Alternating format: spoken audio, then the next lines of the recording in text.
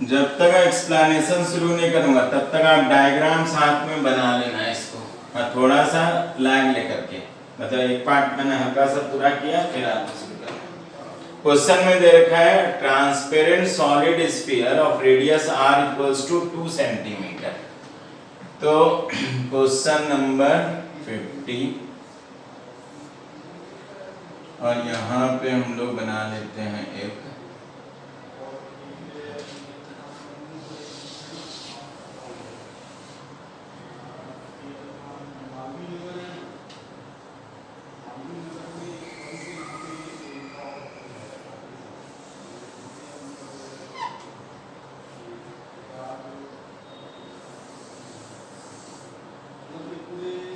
ज्यादा बड़ा बन गया। चलो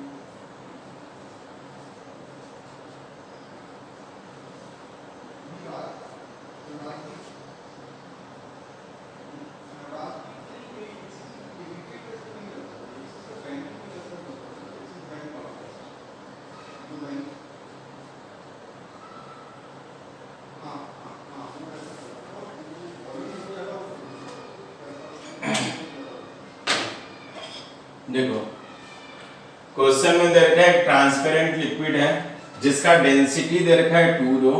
एक स्फीयर को हम जो है इमर्ज करते हैं जिसका डेंसिटी दे रखा है 2। एक बात क्लियर है कि density of body is less than density of the liquid, तो मेरा स्फीयर फ्लोट करेगा eight the surface of the liquid.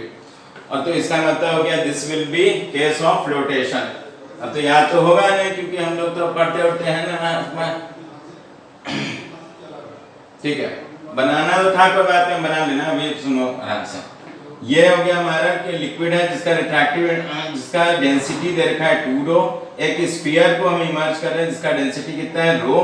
और उस केस में चूंकि density of the body is less than density of the liquid, so body will float eight the surface of the liquid. अब देखना ये पड़ेगा कि इस बॉडी का कितना पार्ट इनसाइड द लिक्विड होगा, कितना पार्ट आउटसाइड द लिक्विड होगा। तो पहला पार्ट तो वो डिसाइड करेंगे। फिर उसके बाद उसने बोला कि जो इसके सरफेस से 10 सेंटीमीटर के डिस्टेंस पे हमने को ऑब्जेक्ट रखा है। तो पहले तो हम ये डिसाइड करते हैं कि स्फीयर का कितना पार्ट इनसाइड है और कितना पार्ट आउटसाइड है। तो लॉ ऑफ फ्लोटेशन हम लोग यूज करेंगे। लॉ ऑफ फ्लोटेशन वैसे तो जो है याद होना चाहिए, लेकिन याद होगा नहीं कि जो फोर्स ऑफ एनसी equals to weight of the body लिखते हैं। तो एज पहला बात हो गया कि body floats, so we can write that कि force of buoyancy equals to हो जाएगा weight of the sphere। तो ये हो गया weight of sphere। अब force of buoyancy क्या लिखते हैं? तो volume of the liquid displaced into density of the liquid into g equals to, ये अगर बात करें तो mass of the sphere मतलब volume of the sphere into density of the sphere into g. तो ये हो गया mass of the sphere, g g cut गया। और हम बोलेंगे कि volume of the liquid displaced by the body equals to nothing but rho S by rho L. और ये हो गया वॉल्यूम ऑफ द स्फीयर। अब यहां से रो एस जो हम लोग को दे रखा है वो है रो, और रो ऑफ लिक्विड दे रखा है हमको 2 रो। तो हम लोग लिख लेंगे VL equals to rho divided by 2 rho into VS। तो इससे आया volume of the liquid displaced by the body is nothing but VS by 2। मतलब सीधा सा है कि half of the sphere will be inside the liquid and half of the sphere will be outside the liquid. तो पहला चीज तो यहां से हम लोगों ने यही कंक्लूड किया कि volume of the liquid displaced by the body comes out to be half of the sphere. इसका मतलब है कि जो पार्ट बॉडी का इनसाइड द लिक्विड होगा that will be half of the volume of the sphere. मतलब exactly half part of the sphere will be inside the liquid and half part will be outside the liquid. तो ये हमारा पहला step था question का, जिससे हम अब डायग्राम हमारा हो गया कि सरफेस के एग्जैक्टली सेंटर हम सेम लाइन में रखेंगे। नहीं तो सिचुएशन हमारा होता है अगर हाफ नहीं होता कम होता तो ऐसे दिखाते और ज्यादा हो जाता तो ऐसा सिचुएशन मेरा बनता है। चूंकि एग्जैक्टली हाफ का सिनेरियो है तो उस केस में हमारा इस लिक्विड लेवल से कोइंसाइड करेगा ये सेंटर वाला लाइन। क्या देख रहे हैं सबको? अब यहां से आ गया कि हमने एक ऑब्जेक्ट रखा है at a distance of 10 centimetre from here. तो ये 10 सेंटीमीटर हो तो P1 से का डिस्टेंस देखेंगे कितना आ गया 8 सेंटीमीटर, क्योंकि इसका रेडियस ऑफ कर्वेचर देखा है 2 सेंटीमीटर। अच्छा, अब यहां से डायग्राम में एक चीज और होगा कि यहां से यहां तक का जो हाइट है, मतलब वाटर लेवल अगर हम बात करें इसके अंदर या लिक्विड लेवल बात करें उसको अगर h है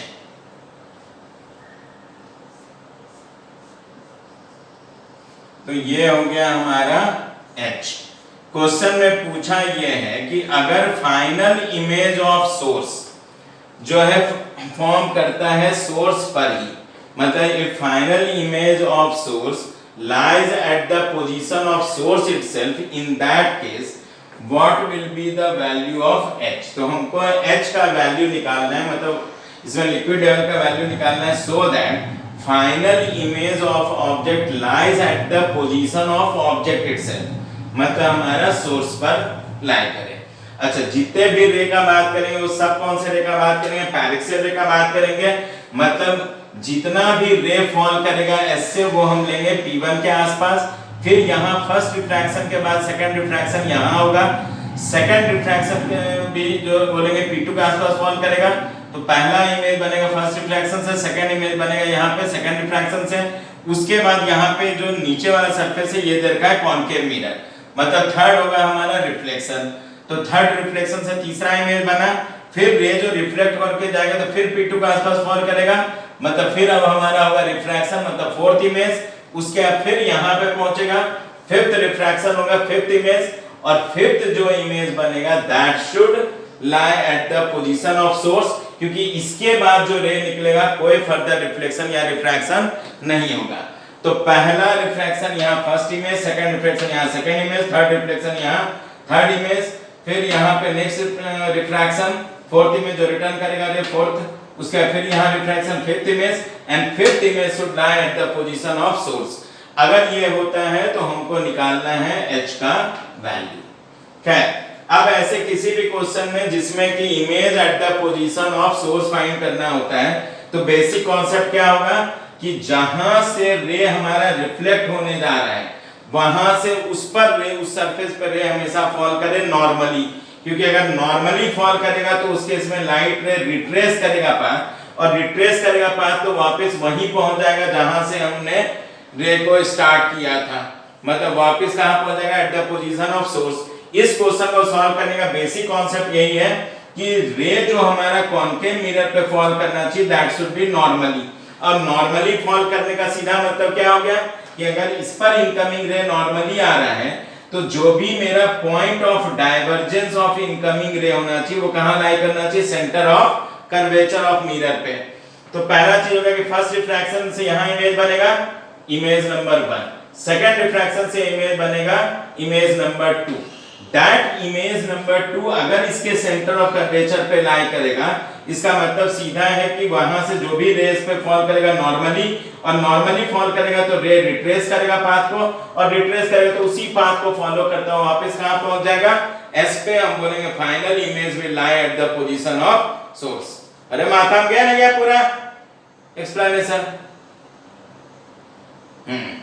ठीक है, तो अब क्वेश्चन का शुरुआत करेंगे यहां से।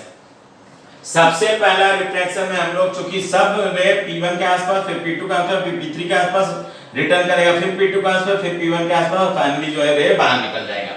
तो हम लोग एक रे जो लेते हैं along the common principal axis, उसके लिए तो एंगल ऑफ इंसिडेंस 0 है, तो एंगल ऑफ रिफ्रैक्शन भी क्या होगा, 0 होगा। तो ये रे तो हमारा इधर आ जाएगा। एक रे ले लेते हैं जो इधर की तरफ फॉल किया, ठीक है, सब फॉल करेगा P1 के आसपास, दूर दिखा रहा हूं। अब इसमें सबसे पहला हो गया कि यहाँ का जो मीडियम है, बाहर का मीडियम है, वो उसका रिफ्रैक्टिव इंडेक्स हो गया हमारा कितना, 1। सबसे पहले तो कन्वेंशन के लिए तो इनकमिंग रे का डायरेक्शन नीचे की तरफ है, मतलब नीचे के डायरेक्शन को हम रेफरेंस पहले पॉजिटिव डायरेक्शन लेंगे। हाँ, एक बात श्योर है कि जब भी हम कन्वेंशन लगाने जाते हैं तो जिस सरफेस की वजह से हम इमेज फॉर्मेशन का बात करेंगे उसके पोल से हर कन्वेंशन और हर पोजीशन लगेगा। यह क्लियर सबको, डायग्राम और कन्वेंशन? ठीक है, शुरुआत करेंगे हम लोग। फर्स्ट रिफ्रैक्शन होगा एट टॉप, मतलब upper curved surface of the sphere. तो हम लोग सबसे पहले लिखेंगे इमेज ऑफ एस, इमेज, अरे ये वाला पार्ट लिखा था नहीं लिखा था सर, bs/2। रद्दी सब आदमी भाग यहां से, लिख, साथ में लिख।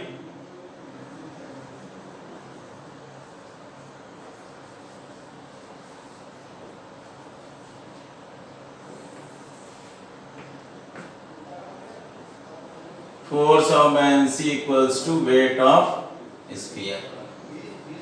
फोर्स ऑफ buoyancy मतलब weight of the liquid displace, मतलब mass of the liquid displace into g।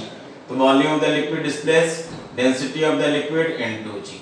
ये हो गया हमारा volume of the sphere, density of the sphere into g, मतलब volume of the liquid displace equals to density of sphere divided by density of liquid into vs। तो VL equals to हो गया हमारा rho S दे रखा है हम लोगों को, रो ये दे रखा है 2 रो, और ये हो गया Vs। So finally we can write volume of the liquid displace equals to Vs/2, मतलब half of the sphere will be inside the liquid. जल्दी लिख कितना सा पार्ट, माथा चाट। और डायग्राम भी बना लो, 1 मिनट का टाइम दे रहा हूं, आप लोग डायग्राम कंप्लीट कर लो। इतना सा पार्ट कंप्लीट करो और ये डायग्राम अभी तक के लिए कंप्लीट करो। उसके जैसे जैसे क्वेश्चन में आगे बढ़ते जाएंगे वैसे वैसे डायग्राम बनेगा। डायग्राम हमेशा न्यूमेरिकल वैल्यू आने के बाद बनेगा, पहले से कभी डायग्राम नहीं बनाओगे।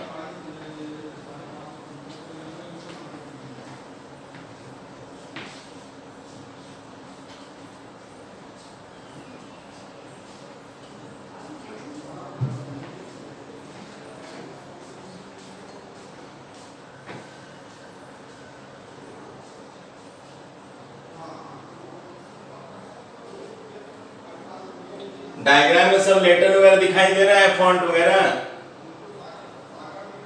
दिख रहा है ना? ठीक है, ठीक है।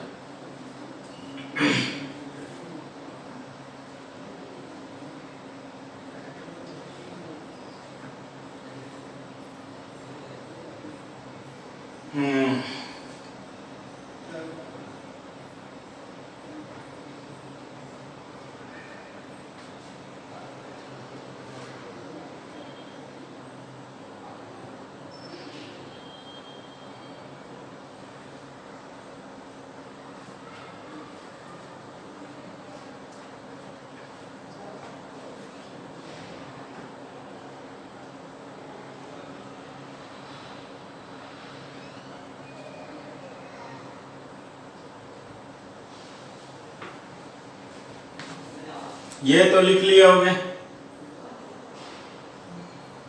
ठीक है। मैं इसको रब कर रहा हूं इस बार।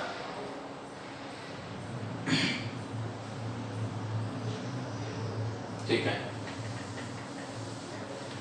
अब इसमें यही है कि जो हम लोग सबसे पहले शुरू करेंगे, first refraction at upper curve surface, तो लिख लेता हूं image of S due to refraction at upper surface of sphere, upper surface of sphere, और उसको नाम दे देंगे इमेज 1 जो बनेगा, दैट इज इमेज I1 नाम दे देंगे। ठीक है, अब इसमें लिखेंगे N2 by V minus N1 by U equals to N2 minus N1 by R। अब सबसे पहले इसमें इनकमिंग रे का जो मीडियम है वो है एयर, तो N1 के जगह पे हो गया 1, N2 हो जाएगा हमारा ट्रांसमिटेड 1.5। डायरेक्टली लिख दूं कि वेयर करके लिखूं? डायरेक्टली लिख दूं ना? ठीक है, तो सबसे पहले चीज हो गया, अगर जल्दबाजी में करना है तो मैं यहाँ पे लिख ही देता हूँ आपको। N1 का वैल्यू कितना हो जाएगा? तो ये हो जाएगा 1, N2 की जगह पे हो जाएगा 1.5। U का बात करेंगे तो इसके P1 से देखेंगे, P1 से ऊपर की तरफ है, ऊपर चूंकि नीचे का डायरेक्शन को पॉजिटिव लिया तो माइनस में लोगे, -8 सेंटीमीटर, तो यहाँ पे लिख लेंगे U equals to minus of P1S, that is minus of 8 centimetre. ये हो गया U की जगह पे। अब R की जगह पे बात करेंगे तो P1 से इसका सेंटर ऑफ कर्वेचर किधर है? नीचे की तरफ, और नीचे के डायरेक्शन को हमने पॉजिटिव लिया है, तो इसका मतलब हो गया कि हम लोग जो लिखेंगे R that should be plus of 2, तो यहाँ पे लिख लेंगे R equals two plus of 2 centimetre. तो ये हो गया जो वैल्यूज इसके हिसाब से। अब N2 की जगह पे हम लोग रख देते हैं 1.5। पहले इमेज का बात कर रहे हैं, इसको लिख देते हैं V1 माइनस ऑफ N1 की जगह पे रख देंगे हम लोग 1 डिवाइडेड बाय U की जगह पे रख देंगे माइनस ऑफ 8 इक्वल टू, फिर यहाँ पे आएगा N2 हो गया 1.5 माइनस N1 की जगह पे हमारा हो गया 1 डिवाइडेड बाय R की जगह पे हमने लिखा प्लस ऑफ 2। अब यहां से जाएंगे तो हमारा हो जाएगा 1.5 बाई V1 इक्वल्स टू, ये हो जाएगा 0.5 बाई 2, तो 0.5 डिवाइडेड बाई 2 माइनस ऑफ, ये प्लस प्लस था तो इधर ले जाएंगे तो माइनस हो जाएगा, तो माइनस ऑफ 1/8। अब इसको अगर मैं सॉल्व कर लूं इस जगह पे, तो this can be written as, ये हो जाएगा नीचे 8 तो यहाँ पे हो गया 4, तो 2 - 1, तो मतलब हमारा हो जाएगा 1/8। तो डायरेक्टली देता हूँ तो ये आ जाएगा मेरा 1/8, इधर हो गया 1.5, मतलब V1 का वैल्यू हो जाएगा प्लस ऑफ 12 सेंटीमीटर।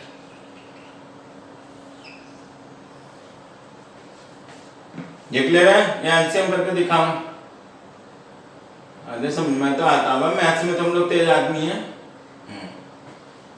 तो B1 12 सेंटीमीटर बोलने का मतलब क्या है कि P1 से नीचे की तरफ होगा, कितने डिस्टेंस पर? तो 12 सेंटीमीटर। इसका मतलब हम लोग लिख सकते हैं दैट इज P1 I1 जो हमारा होगा वो हो गया 12 सेंटीमीटर बिलो P1, तो बिलो P1 बात करेंगे। तो अब यहां से शो करेंगे I1, तो ये देखो यहां से ये 2 सेंटीमीटर 4 सेंटीमीटर और हम लोग ले रहे हैं +8, 12 आएगा, मतलब यहां कहीं पे मैं शो कर देता हूं इमेज I1। अब इसका सीधा मतलब ये हो गया कि अगर यहां से हम लोग देखो रे डायग्राम जाते हैं तो ये चला गया हमारा नॉर्मल, ये बेंड करेगा टुवर्ड्स द नॉर्मल, ये रे तो हमारा सीधा आएगा यहां तक, तो ये रे तो इधर आया। अब ये वाला रे जो है ये अगर ये सरफेस नहीं होता तो हमारा रे इमेज जो बनता है वो कहां बनता है? I1 पे, मतलब ये रे यहां से यहां तक पहुंचा इधर की तरफ। अगर ये सरफेस नहीं होता तो ये दोनों एक्चुअली जाकर के कन्वर्ज हो जाता। चूंकि अब मेरा ये वाला सरफेस बीच रास्ते में आ गया तो इस सरफेस के लिए दोनों इनकमिंग है और ये कन्वर्जिंग इनकमिंग रे है, मतलब I1 will act as object for, कौन सा ऑब्जेक्ट? Virtual object. किस सरफेस के लिए? बॉटम सरफेस के लिए। अरे बात समझ में आया? बात समझ में आया? जल्दी लिखा है ना? हाँ। तो इसका मतलब यह कि अगर ये सरफेस नहीं होता तो इमेज यहां बनता। तो जब भी हम एक की वजह से इमेज के बारे में बात करते हैं तो दूसरा है या नहीं उससे कोई लेना देना नहीं है, उस सरफेस की वजह से इमेज यहां पे बनता। हाँ, अब अगर सेकंड सरफेस के बीच में आ गया तो ये एक्ट करेगा as object, that is virtual object. ठीक है, अगर हम देखते हैं P1 I1 तो 12 सेंटीमीटर था, मतलब यहां से यहां तक का अगर हम डिस्टेंस लेने जाएं तो ये वैल्यू कितना आ जाएगा? 8 सेंटीमीटर। तो यहां से ये वैल्यू हो गया 8 सेंटीमीटर का।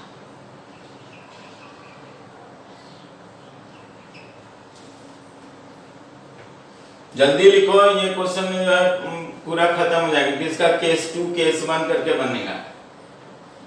45 मिनट लेता है ये क्वेश्चन कम से कम।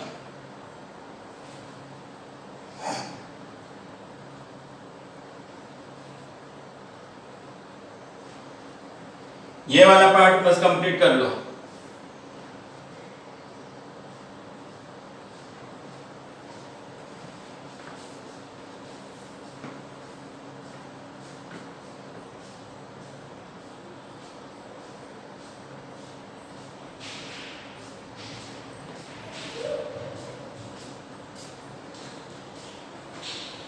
ठीक है, अब हम जाएंगे सेकंड सरफेस, यहां पे रिफ्रैक्शन होगा मतलब बॉटम सरफेस पे, उसके लिए I1 will act as object. तो अब हम बोलेंगे इमेज ऑफ I1, ऑब्जेक्ट की तरह कौन एक्ट करेगा?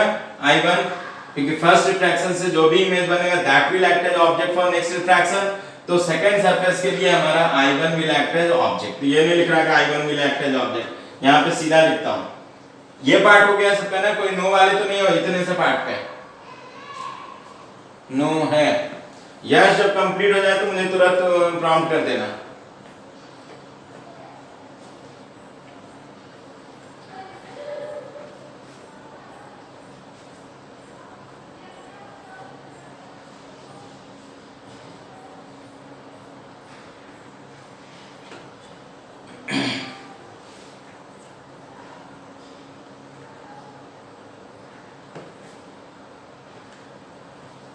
तो लिख दिया यश करके था।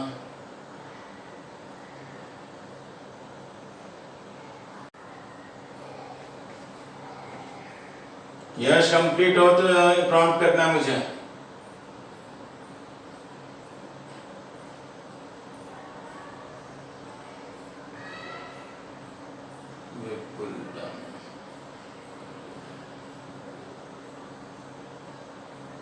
हाँ यस तो कर दिया। अब तो करने वाले नहीं हो तो मैं सिर्फ राइट साइड ड्रॉप कर रहा हूं। फिर अब हम बात करेंगे इमेज ऑफ I1 एक्ट करेगा ऑब्जेक्ट की तरह, तो image of I1 due to refraction at bottom surface of, यहां पे लिख लेंगे bottom surface of sphere, that is image, उसका नाम लिख देते हैं हम लोग I2 जो फॉर्म करेगा। फॉर्मूला यही होगा। अब इस बार हम देखेंगे तो इस वाले सरफेस के लिए आते हैं। इस सरफेस के लिए हमारा जो है इनकमिंग रे का मीडियम क्या है 1.5, मतलब n1 की जगह पे कितना हो गया, तो n1 हो गया हमारा 1.5। अब आते हैं n2, n2 हमारा वाटर वाला मीडियम है तो 4/3 हो जाएगा, तो n2 इक्वल्स टू 4/3। अब आते हैं u पे। u जब हम बात कर रहे हैं तो अब हम हर पोजीशन और हर कन्वेंशन P2 से लगाएंगे। P2 से I1 नीचे की तरफ है तो प्लस में लेंगे, तो प्लस ऑफ P2 I1, तो this is plus of P2 I1, और P2 I1 का वैल्यू 8 सेंटीमीटर है, तो ये हो गया प्लस ऑफ 8 सेंटीमीटर, ये हो गया u की जगह पे। अच्छा अब आया r, तो P2 से सेंटर ऑफ कर्वेचर ऊपर है, ऊपर का डायरेक्शन रेफरेंस नीचे को पॉजिटिव लिया है तो ऊपर हमारा नेगेटिव होगा, तो C चूंकि P2 से ऊपर की तरफ पोजीशन है इसलिए R लेंगे माइनस ऑफ 2 सेंटीमीटर, तो अरे हाँ ऊपर की तरफ, तो R इक्वल्स टू हो गया माइनस ऑफ 2 सेंटीमीटर। ये हो गया। अब सारे वैल्यू को पुट करना शुरू करेंगे हम लोग। तो यहां से हम लोग लिखते हैं n2 के जगह पे हो गया 4/3 डिवाइडेड बाय, इसको इमेज नंबर 2 है इसलिए v2 लिख देता हूं, माइनस ऑफ, ये हो गया हमारा 1.5 डिवाइडेड बाय, u की जगह पे हो गया प्लस ऑफ 8, उसके बाद इक्वल्स टू n2 के जगह पे हो गया हमारा 4/3, n2 के जगह पे 4/3 माइनस 1.5 डिवाइडेड बाय, r की जगह पे हो गया माइनस ऑफ 2। ठीक है, इससे अगर हम लोग लिखें तो ये हो गया 4/3v2, ये हो गया माइनस ऑफ 1.5/8, यहां एलसीएम ले लोगे तो 4.5 हो जाएगा, 4 माइनस 4.5 मतलब ऊपर बच जाएगा माइनस ऑफ 0.5, तो माइनस माइनस प्लस मतलब ये हो जाएगा 0.5 डिवाइडेड बाय 6, 0.5 डिवाइडेड बाय 6 कर लेंगे हम लोग। ठीक है, अब इसको अगर हम इधर ले जाते हैं तो हो गया 4/3v2 equals to nothing but 0.5 divided by 6, ये हो जाएगा प्लस ऑफ 1.5 डिवाइडेड बाय 8। अब यहां से फर्दर लिख लें तो 4/3v2 एलसीएम अगर लेते हैं, मान लो ये 48 हमने ले लिया तो ये हो जाएगा 8 5, तो ये हो गया 4 प्लस 8 6 मतलब हो गया 9, इससे करोगे तो ये हो जाएगा 16 मतलब 64/9, मतलब फाइनली अगर हम देखें तो इससे हम लोग लिख लेते हैं कि v2 equals two plus of 64 divided by 30।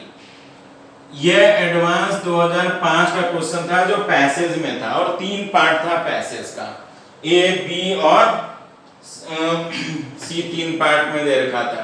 तो उसमें सेकंड पार्ट में बोला था कि जो भी image curve surface bottom curve surface करता है उसको नियरेस्ट इंटीजर में लिखो, तो नियरेस्ट इंटीजर रखेंगे तो 64/13 है, 13 5 जो 65 होगा, तो इसको हम अप्रोक्सीमेट कर रहे हैं अकॉर्डिंग टू द क्वेश्चन में जो पूछा था आईआईटी वाला, बोला था इसको नियरेस्ट इंटीजर में हमको रखना है, तो approximately we can write +5 centimetre.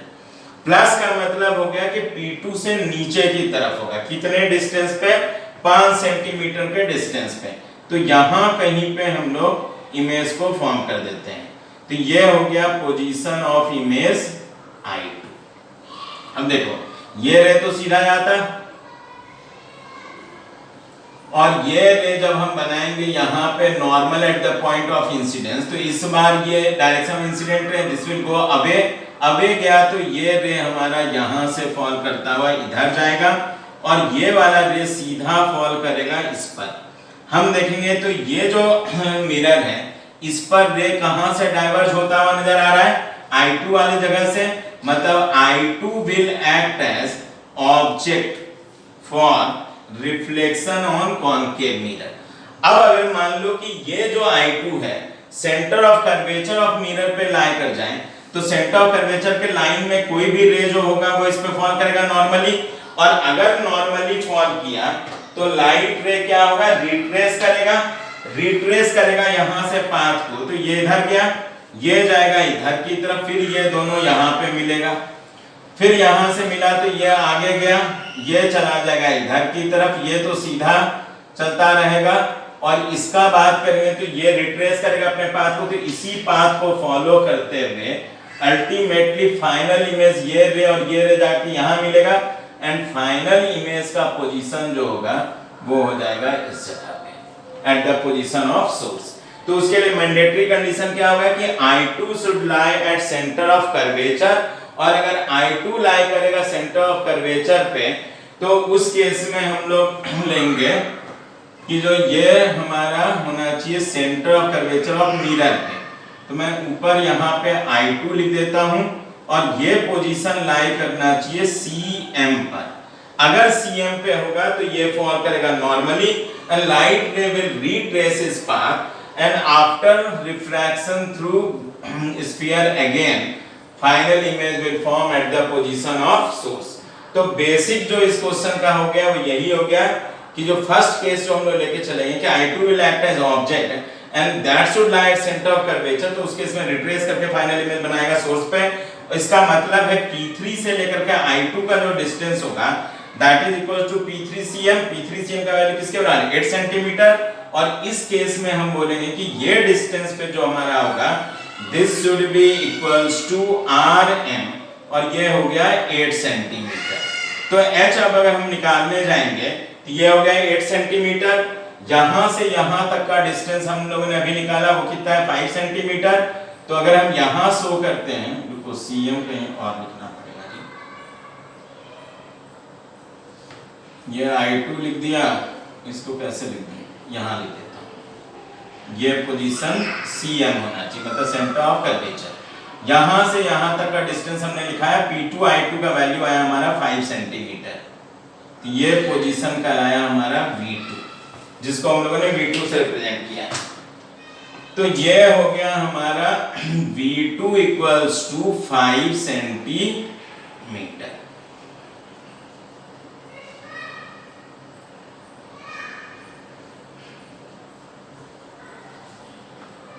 बात समझ में नहीं आया? अरे बात समझ में आ रहा है, नहीं आ रहा है? आ रहा है, ठीक है। आप पहले यहां तक कंप्लीट करो। V2 5 सेंटीमीटर का मतलब हो गया P2 I2 equals to 5 centimetre. So this implies that P2 I2 equals to 5 centimeter.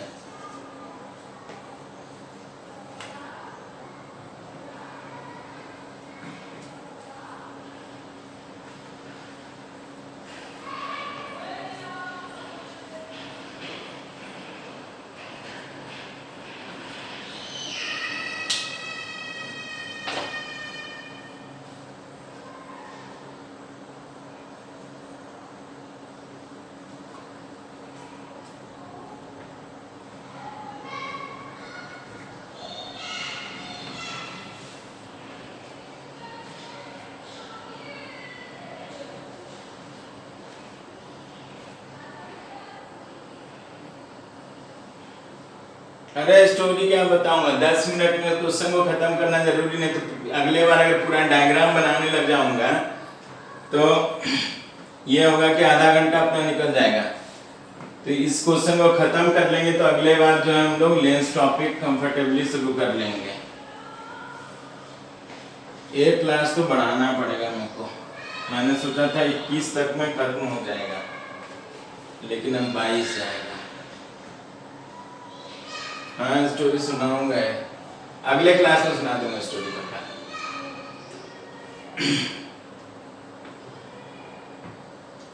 अब केस 1 लिख लो। केस 1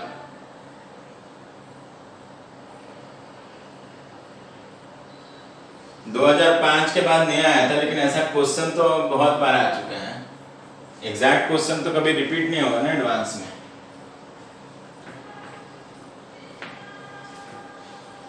हाँ लिखो case 1।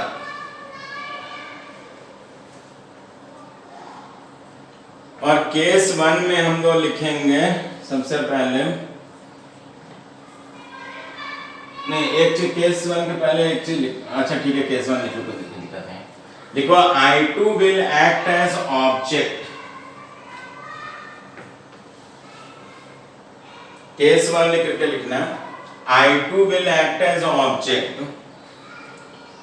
for reflection on concave mirror। For reflection on concave mirror।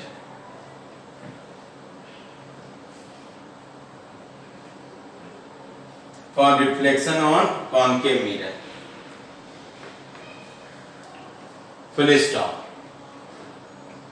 फिर लिखना है if I2 lies at, if I2 lies at center of curvature of the mirror, if I2 lies at center of curvature of the mirror, then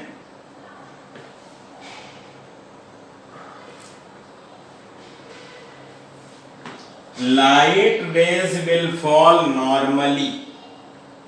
If I2 lies at center of curvature of the concave mirror, then light rays will fall normally on concave mirror।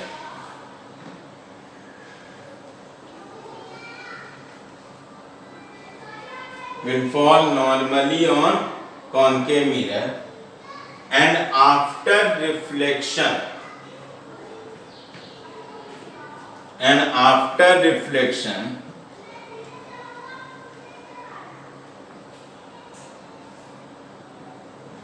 on concave mirror, light ray will retrace its path। Light rays will retrace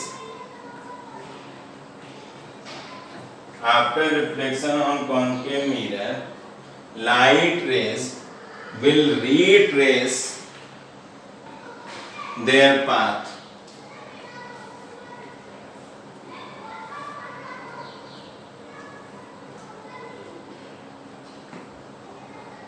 and after refraction,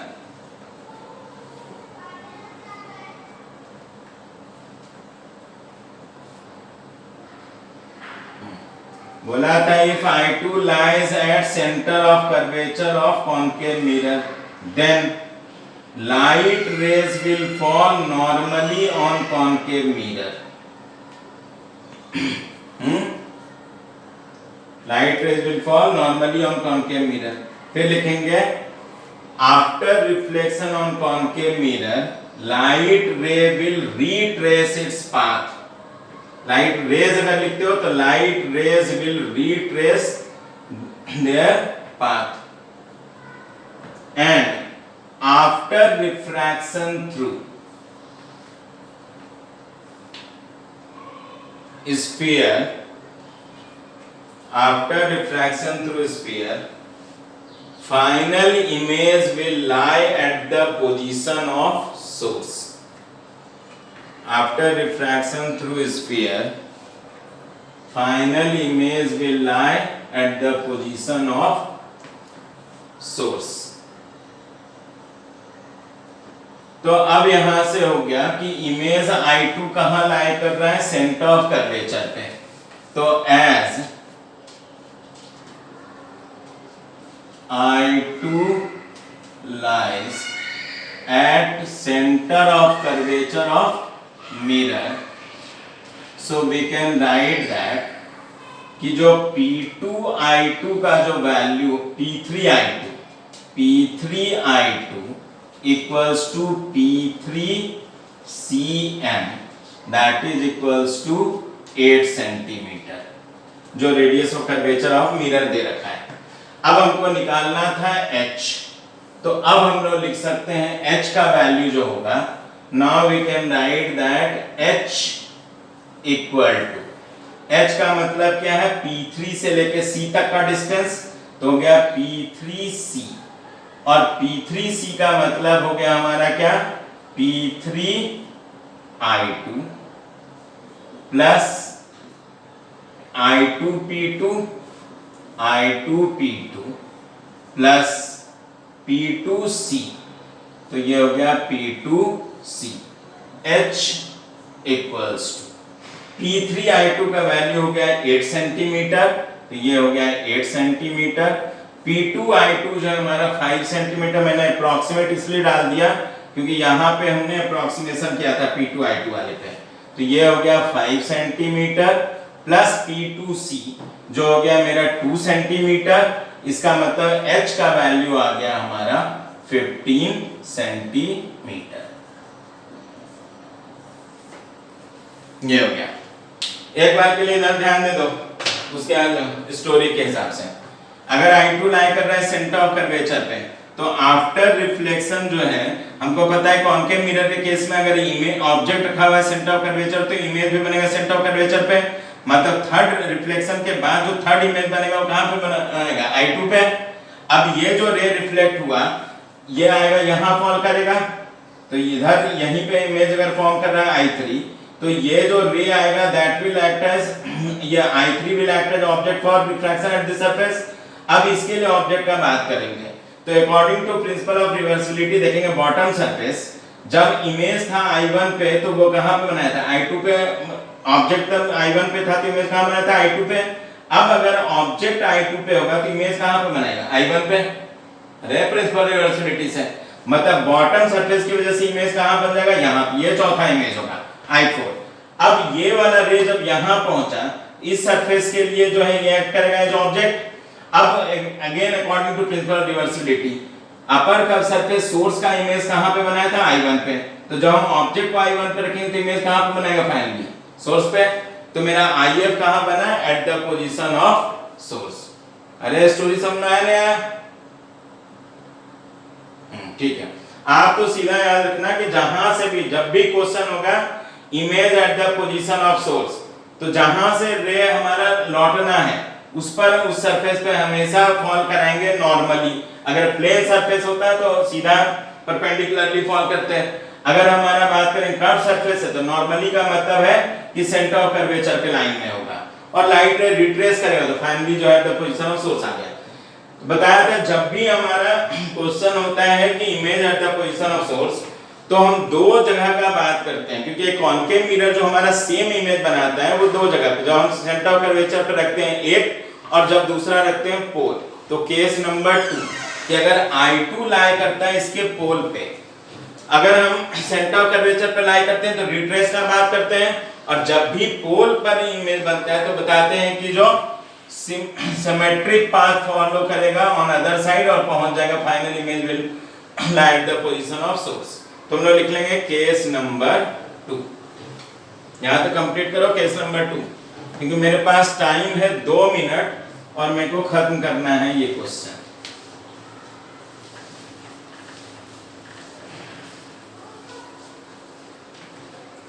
मैं diagram में रब कर रहा हूं चीजें, आप उधर complete कर लो by that time.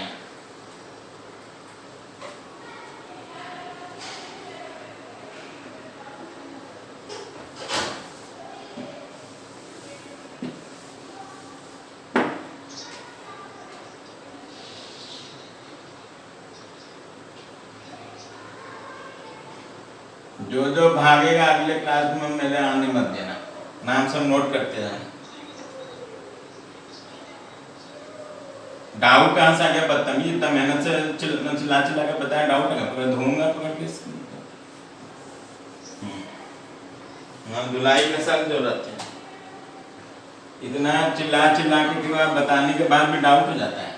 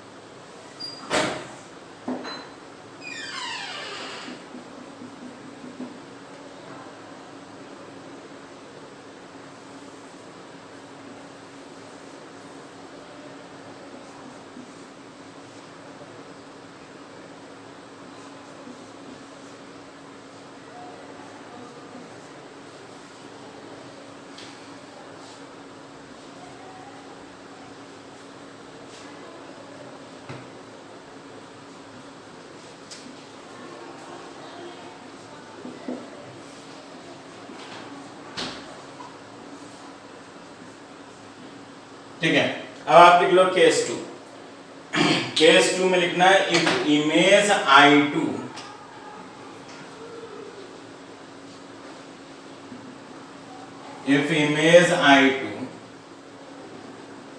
lies at pole of concave mirror, pole of concave mirror, pole of concave mirror।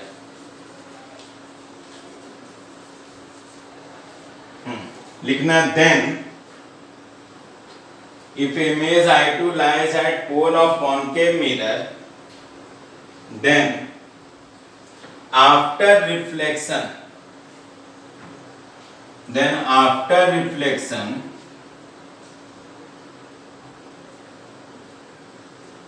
from concave mirror,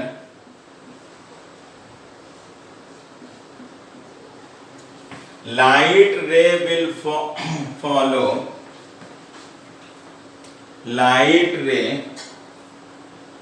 follow symmetric path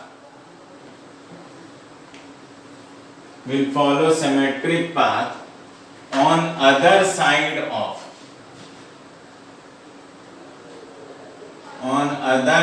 of the principal axis,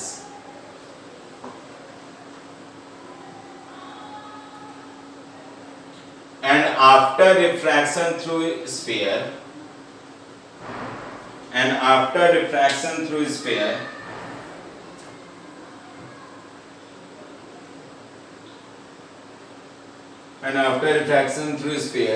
final image will lie at the position of source, final image will lie at the position of source,